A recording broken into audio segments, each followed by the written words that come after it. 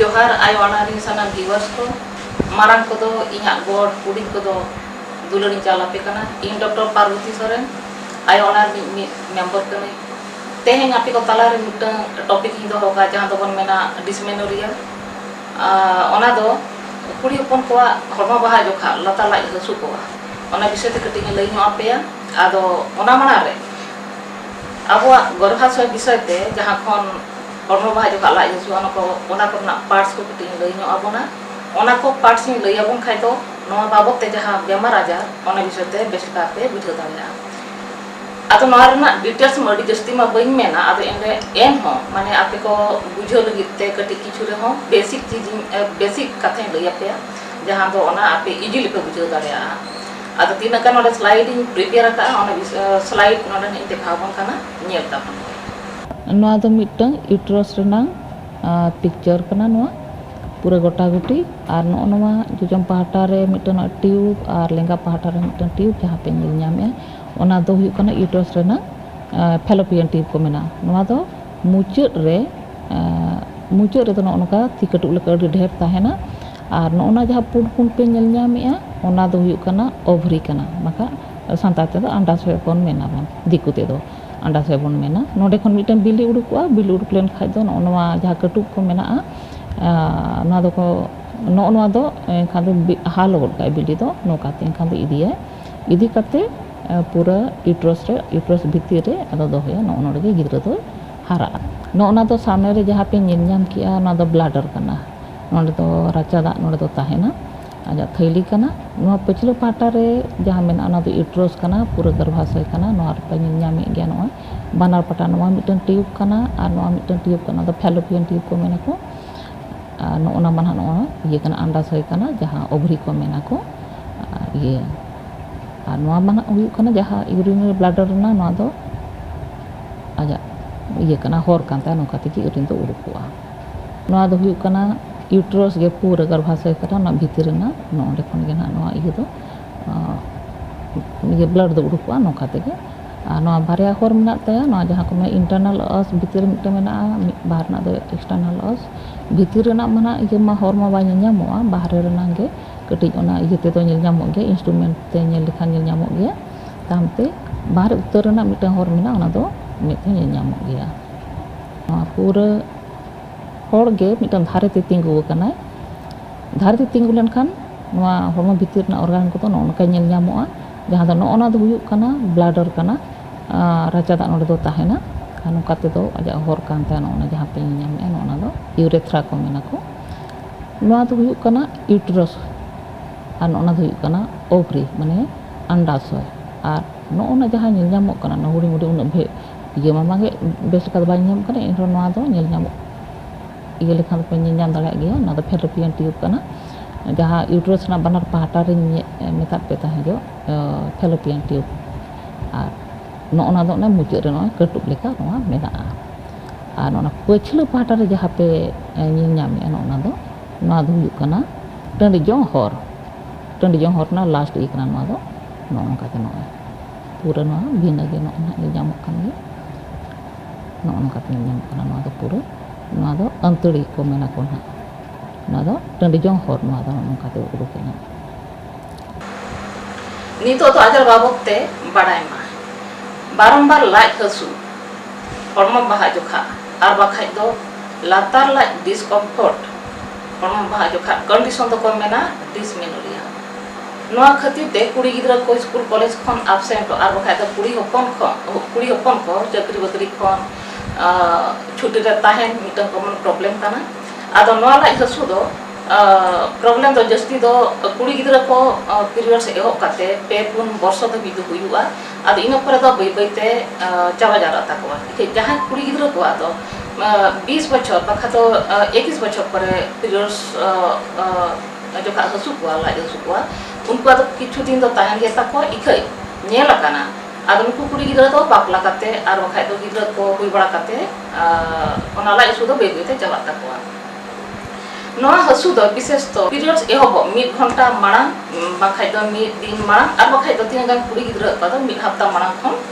la isu do ehobo takwa ado una ju la isu ye ko ᱟᱹᱰᱤ ᱡᱟᱹᱥᱛᱤ problem ᱠᱚ ᱵᱩᱡᱷᱟᱹᱣᱟ ᱡᱟᱹᱥᱛᱤ ᱫᱚ 50% ᱠᱷᱚᱱ ᱡᱟᱹᱥᱛᱤ ᱠᱩᱲᱤ ᱜᱤᱫᱽᱨᱟᱹ ᱫᱚ ᱱᱚᱣᱟ ᱞᱟᱡ ᱦᱟᱹᱥᱩ ᱛᱮᱜᱮ ᱟᱹᱰᱤ ᱡᱟᱹᱥᱛᱤ ᱯᱨᱚᱵᱞᱮᱢ ᱨᱮᱠᱚ ᱛᱟᱦᱮᱱᱟᱠᱚ ᱡᱮᱢᱚᱱ ᱜᱮ ᱱᱚᱣᱟ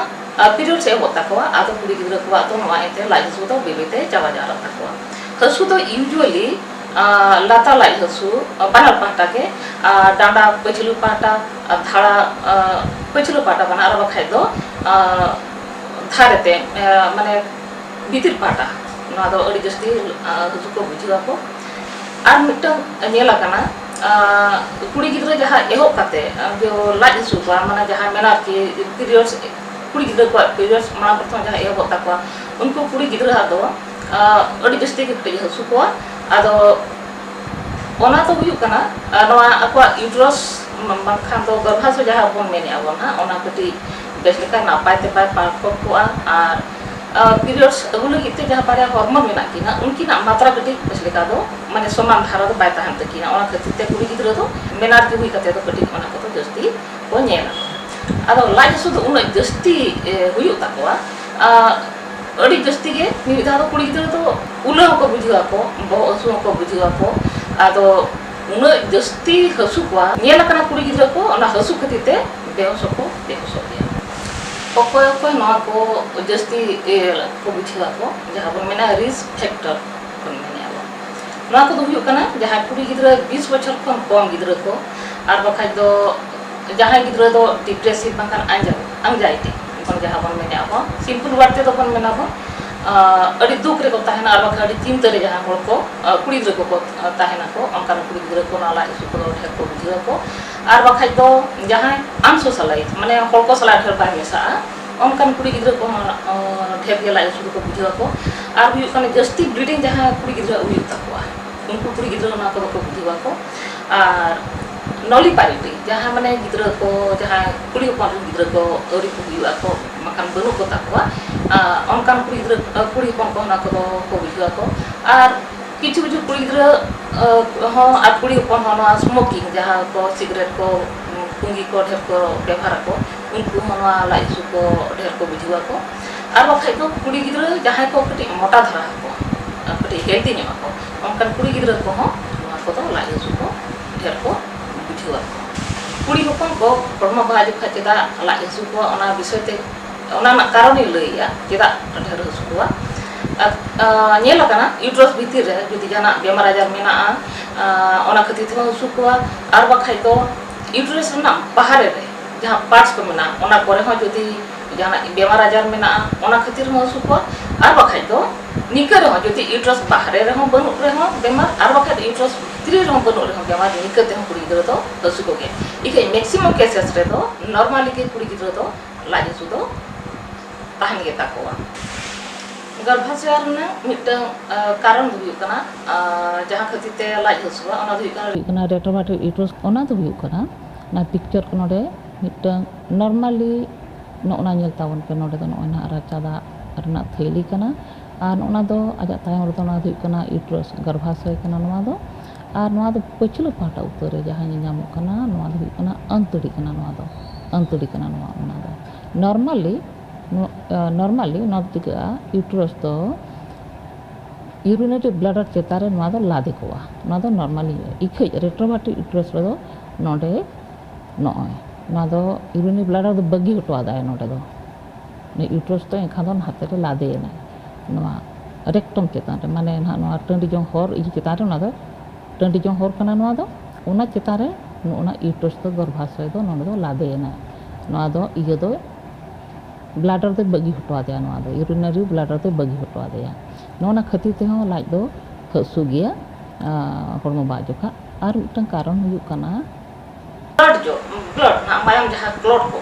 ओना हो यूट्रस ना होते लगन बात पास दाड़े बा पारम दाड़े ओना खतिर ते हो लाज दो हसु को गया आर मिटन हुयु कना इस्केमिक थ्योरी गर्भाशय रे ना जहां नस को भीतर ताहेना ओना हो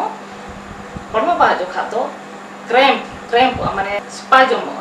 ओना खतिर ते हो लाज दो हसु को गया आर मिटन हुयु कना हार्मोनल इम्बैलेंस पीरियड्स अगुलो गिते बारिया हार्मोन मेना किना ओना किन मात्रा हो जदि माने इक्वल बा ताहेना ओना खतिर ते हो हसु को गया आर हो हुयु कना नोआ साइकोसोमैटिक कारण ते हो तो कुड़ी गिद्रा मा हुयुग कना जहां फर्स्ट टाइम पीरियड से एहबोग कान ताया उनी तो मारांग करे खन गोड़ाम बुढ़ी ठेन खन बाखान दो एंगात ठेन खन आर बाखाय दो आज रिलेटिव ठेन खन हो जदि आंजम का जे पीरियड जोखा नोका नोका उना जुर हसुआ मेनते एनखान दो उनको दो एहब काते रहो ओना तो कटिक चुलुंगे नासे हो हसुय रहो ओना दो अडी ढेरे बुझुआ ओना मारांग खन बतर बिसवाय ओना खति तो उनी दो माने अडी गान हसुय kana arhon tina gan kuri gidra ma onka ge mara jahan lekin men kia tina gan kuri gidra amane school college kon chuti nyamo lalos te ho mane kom ge hasui kan re ona de mena adi jura hasui kana kuri hopon ko ho chuti nyamo iyete asate ona ko ko men gia ko te bange adi jasti hasui nyamete adi jasti hasu kana mente artina gan ka tomboy personality jahan mitan gidra na ko kora ko na personality iye leka tahan takon माने उनको तो opposite sex लगी ते उनको तो मिटे interest में ताहन तकवा आर बखाय तो माने बापला लगी नो बेरुखी माने बांग इच्छा उनका हर को हो नवा को अडी जस्ती हसुआ आर मिटन कारण जहा हुयुग कना ना दो हुयुग कना यूट्राइन फाइब्रॉइड जहा को मेना को गर्भाशय भितर रे हो नोका जिल हारा नोका आर हो नाजा मसल रे इनते जिल भितर हो नोका ताहेना जिल हारा ताहेना नोका नोआ ताहेन कना नोंडे हो नोका ताहेन कना आजा ये मसल भितर ताहेन कना नोना हो पूरा गर्भाशय ना पूरा बाहर उतर ताहलेन का उना दो ना प्रॉब्लम उना दो बाय हुआ इखै नोना जहा भितर आका हाकान लेका नोआ जिल बखान जहाँ ये ट्यूमर ओना और नोना जिल भितर को जहाँ हारा को कना नोना मिटन और नोना हो जहाँ हारा कना जिल भितर रे एनखान दो ओना खातिर ते पीरियड जोखा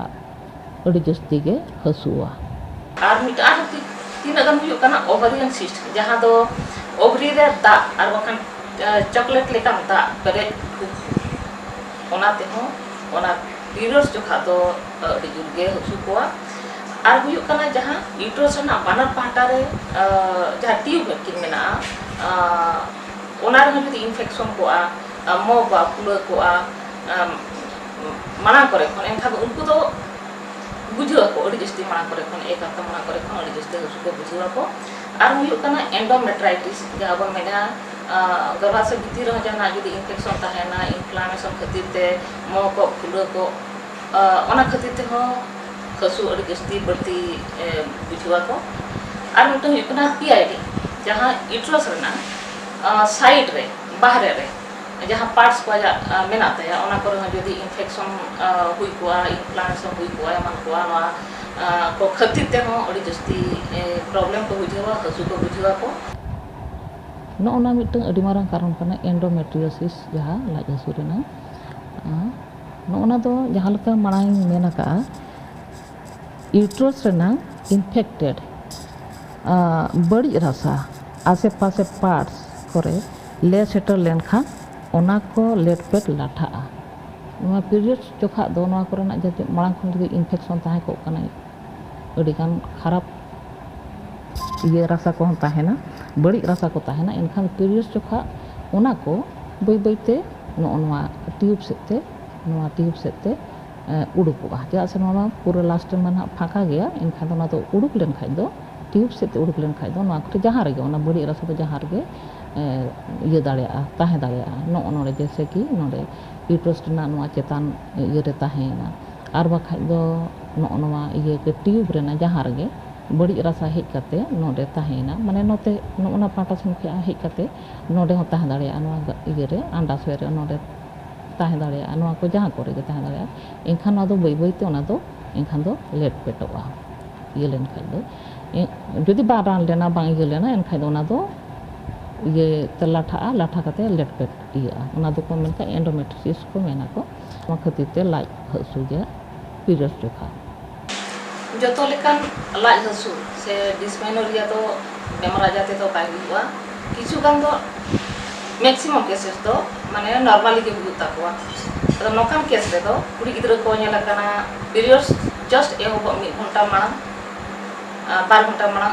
आचका गे ehobok tako adi jasti mojara leka ehobok tako ko latala adi jasti hasu kuwa danda ko hasu kuwa jangga set no na thara set no param daria ado unai jur hasu ya ado mita kuri gidro do ne adi jasti ge problem ko bujha ko jur olta ko bujha ko ulo ko bujha ko ar unai jasti hasu tahan takwa atau jahan ki men kia bleeding jahan leka jodi ehob bena enkhan do bebete no hasu do thiru takwa jawa takwa jada se jada tahan takwa आधा घंटा 1 घंटा ar bakan 2 घंटा bhitir no hasu do jaba takwa ado kuri gidra jahan menar ki ehob ka de kuri gidra do kati hasu dhara nyam ko gya cheda se ona ma mara re jahan ki men kia uterus kati una bestik bang pakut ko takwa ar bakai to kana ona hormon kimbana hormon kim bes leka ona do balance bai ta hiko khatite ni to hasuiya ado bai te pep sona pore khan do nasu do chaba takwa ikai jahan kuri gidra mane 20 bochor pore eho baya unku do kati tahnya bo gi takwa nyela kana jo bapla len khan ar bakai do gidra ku bilen khan to unku do bai te ona iye do lai su do chaba takwa jahan kuri gidra ha एक हफ्ता मांग करे खन लाई हसुई उनको तो कटी जान M हुई गया चेदा से उनी दो हुई दाड़िया यूट्रस भीतर रे जाना बेमार आजार को ताहें खातिर ते हसुई कना और बाखाय तो यूट्रस ना बाहर पार्ट्स करे माणा करे खन जदि इन्फेक्शन खातिर ते बाखान इन्फ्लेमेशन खातिर ते मो को फुलो को खातिर ते माणा करे खन नोआ जदि ताहें को एम खा तो उनी तो पीरियड्स एहोबो 1 हफ्ता माणा करे खन ओना तो हसु एहोबाय ado hasu period se hokate engka no hasu do tahon daria chaba hon daria ikai kichu kan kuri gidra ko anyala kana period chaba thabi do noa tahen ge takwa ar mitang huyuk kana jahan kamari men kia jodi clot akana blood ge jodi clot akana ona ho jodi beskate ona uterus rena hor te jodi beska bai param dare kana ona khatir te ho noa do odi jasti hasu ko ado ar mitang huyuk kana jahan uterus khon endometrium khon jahan uduka mayang saute jali bakai to mene kan do chale ona besleka bai gola ko cheda se no the endometrium re mitang enzyme menaya jahan ko mitai kana tryptic ferment uni do endometrium yere setenya wa jodi aja matra jodi kom tahe ko enkhai ona jali ar bakai to na jahan kon mene apon chale tha ona besleka bai gola bai ado ona to mayang sala te uduko khatir te ona uduko jokha ona to ona khatir te hasu ko nona tinakan iya mena बेमार आजार मेना जहाँ दो कुड़ी गिद्रा जस्ती problem को बुझुआ को कटे ताहेन ताय गया 1 हफ्ता माना करे कोन आर बखान ओना तो जति पीरियड चबा काते रहो ओना तो ताहेन कान ताय गया एन खाइ तो मा को तो कटे माने नेल दो हुयु गया आदो नोकाना केस करे दो प्राय जहाँ लाई सुबन मेने आपन 50% केतान मा नॉर्मली के ताहेन गेता को आरो किछु गान के 10% गान के ट्रीटमेंट ना तो जरूरी कान ताय hormo baha ehobo 1 hafta marang kore khon adi kam problem huyuga jahan do gidra jahan notice ka uni do thika ka jahan do bai notice ka khan do bai thika joto hor do adi jasti problem bai huta bai kichu kan do jahan problem hu gaya adi jasti ge huta ba jahan leka ki menabon anxiety depression adi cinta ko bujua adi bakhan duk jahan kathar ge duk ko bujua ko ar mite kana mood swing mane rusk हो जहाँ तीर बुझा बखा तो दुख हो बुझे गोदा और बखान तो बहुत हमाल हमाल बुझेवा और बहुत हसू बुझेवा जहाँ गिद्र को ना मैं बहुत हसू तहन तक माइग्रेन जहाँ बन में अब नवा टाइम रे तो ओना को अड़ी जस्ती को बुझेवा को और उलो को बुझेवा को और जहाँ लगे में एकदम सुर इदी लेन खान तो ना ओने ना डांडा हसू को बुझे गया को लाई हसू को बुझेवा यूजुअली लेफ्ट साइड को बुझेवा को जस्ती तो और धारा से जहाँ की मैं क्या जहाँ अड़ी जस्ती प्रॉब्लम में नाता उनी तो धारा से हो कचरो पाटा धारा से हो जुता है और बखाय तो धारा रेना भीतर पाटा ओते हो बुझुआ आदो नोना को तो जहाँ ये बोन नेला ओना को तो मेडिकल टर्म ते तो कमना प्रीमेंस्ट्रुअल सिंड्रोम ना को मेन को आदो नोना ट्रीटमेंट दो पेशेंट नेल काते और बखाय दो पेशेंट रे कुली जाले कुली ठिक ठिक गया और बखा दो ब्लड टेस्ट करते अल्ट्रासाउंड करते को ये करते ले नेला जे पेशेंट दो माने बेमार तेगे आजा यूट्रस भीतर बेमार खातिर तेगे ना को दो लाइट को हसुई कना से माने नॉर्मली के हसुई कना एनखान दो ओना को ये तो ले ठीक दड़े पेशेंट एग्जामिनेशन करते ले ठीक जाले एनखान ओना हिसाब तेगे उनी दो ट्रीटमेंट के एमाय जहाँ दो जुदी ढेर के प्रॉब्लम कना एनखान उनी दो ऑपरेशन को एमान को जहाँ जहाँ लत्तीगा ओना को ओना ओंका तेगे उनी दो ट्रीटमेंट ले एमाय और जहाँ तो नोका नॉर्मली जहाँ